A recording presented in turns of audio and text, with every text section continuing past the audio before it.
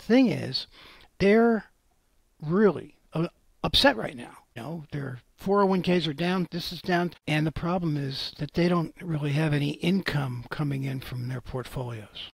Judging from a Q&A I just had with my income investing community, everybody is still receiving their distributions from the securities they own. So even though the market has gone down, they're still receiving income, regularly scheduled income. The key is, if you're making nothing on your investments, no income, and it goes down, you have to sell securities at a loss possibly to make those expenses.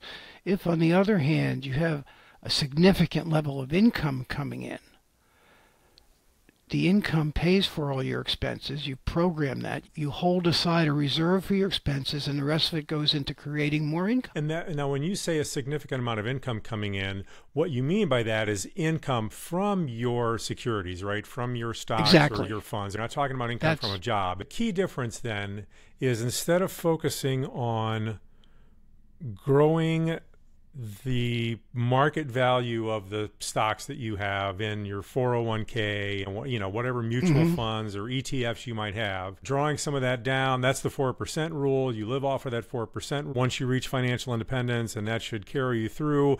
And that's fine when the market's going up, because, right, it's going up more than 8%, and that covers you for the 4% you're withdrawing, plus inflation, and you're still growing money, and it all seems great. Until, right, you have times like we're in right now, and it makes everybody nervous, right?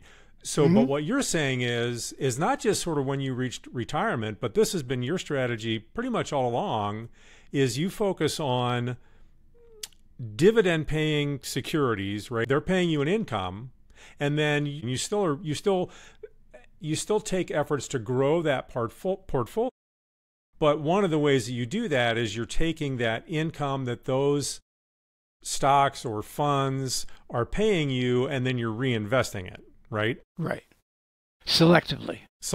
Yeah. Okay. So let's talk about your 6 principles. So you have 6 principles that you use to approach this whole thing. You've been doing this for, over 40 years, and you've worked out how to do this in a way that minimizes risk. So I'm gonna summarize the 6 principles, and then you can go through them and explain them in detail. So your 6 principles for an income-focused investing strategy are quality, diversification, income, profit-taking, understanding market cycles, and then assessing investment performance. Thanks for watching. If you want to listen to more of this conversation, you can watch complete episodes of the FI for Kids podcast right here at YouTube. Just hit subscribe, and you'll get new episodes in your feed every Thursday.